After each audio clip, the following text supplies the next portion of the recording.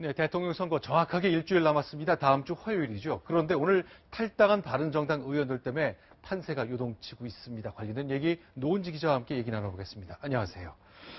저희 들어보니까 99일 만에 다시 돌아갔거든요. 욕먹을 게 뻔했는데 의원들 궁금합니다. 왜 다시 이렇게 빨리 돌아간 거죠?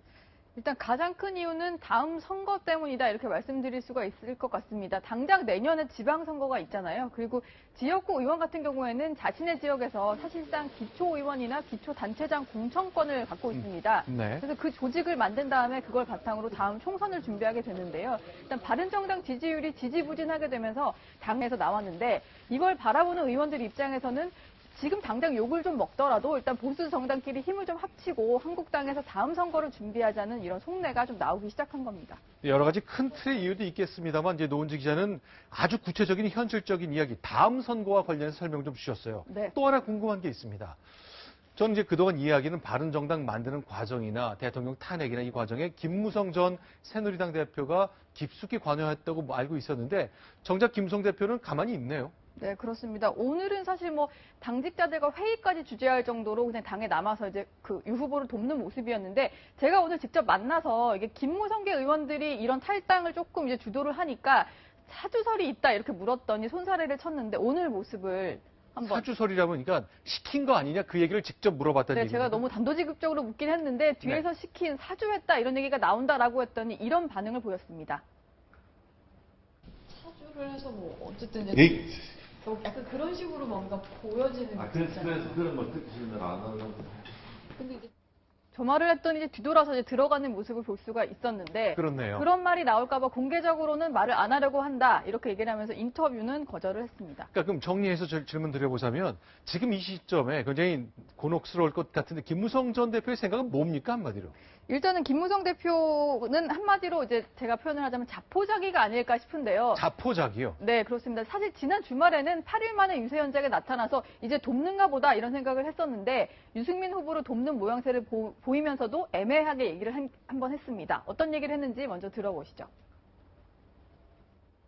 왜 이렇게 지지율이 오르지 않은지 저희들도 참 환장하겠습니다. 여러분 이번에 하다가 안 되면 또 다음에 기회가 있지 않겠습니까? 공동 선대위원장인데 다음에 네. 기회가 있으니 뭐 저런 얘기를 하는 거 보면 찍으라는 건지 찍지 말라는 건지 좀 아리송한 그런 말인데요. 이게 너무 네. 솔직해서 그런 겁니까? 아니면 좀 이른바 언중유골일까? 뭐 그런 겁니까? 네, 그런 느낌도 좀 들기는 하는데 어쨌든 네. 김무성 대표를 오늘 만났을 때는 제가 탈당할 거냐 이런 얘기도 물었더니 내가 당을 만든 사람인데 여기에 남아서 죽어야지 이런 얘기를 했습니다. 일단 당을 떠날 생각은 없다는 거를 확실하게 얘기를 한 거죠. 그럼 제가 한번 질문 드릴게요. 당을 떠날 수가 없는 겁니까? 아니면 자유한국당으로 돌아갈 수가 없는 겁니까? 뭐 두 가지 다라고 볼 수가 있겠는데요. 일단 네. 그 탈당을 결행한 의원들이 함께 나가자 이런 얘기도 했다고 해요. 뭔가 본인들이 같이 설득을 해보겠다 이런 제안도 했다는데 김무성 의원은 정치에 더 뜻이 없다 이런 말까지 주의했다고 합니다. 자, 또 하나 궁금한 건 질문 드릴게요.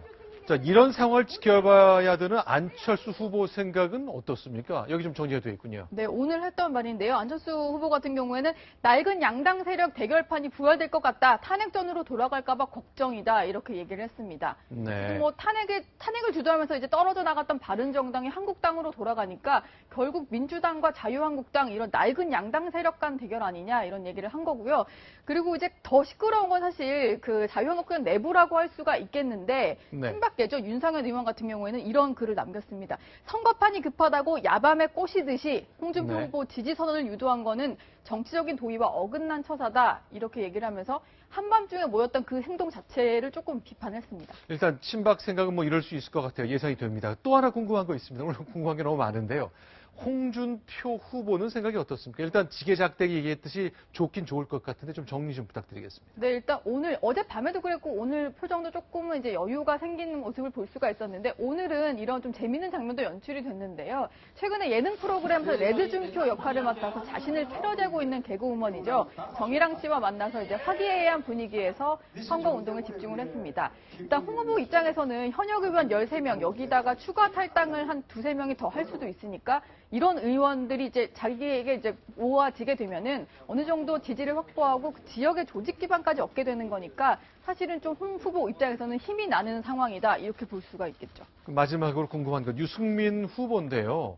엉뚱한 곳, 죄송합니다. 제가 이렇게 표현했는데 전혀 안 맞을 것 같은 곳에서 지원이 나왔군요. 권영길 전 민노당 대표네요. 네, 권영일 전 민주노동당 대표가 유승민 꿋꿋하게 걸어라. 단순한 격려를 넘어서 이제 개혁 보수를 견인하자 이런 의미다라고 얘기를 했고요. 네. 그리고 심상정 후보 같은 경우에도 토론회에서 굳세어라 유승민 이런 구호를 외쳐주기도 그렇죠. 했잖아요. 기억납니다. 이렇게 주먹 불끈 쥐면서 했었죠. 네, 그렇습니다. 일단 네. 사실 유승민 후보에 대해서는 좀 동정 여론이 일고 있는 게 사실입니다. 좀 네. 참 안 됐다. 당에서까지 저런 식으로 저런 식의 어떤 이제 좀 몰리는 상황을 보여주니까 안타깝다 이런 얘기가 있는데 사실은 이제 동정 여론이 표로 이어질지는 조금 더 지켜봐야 되지 않을까 이런 생각이 드네요.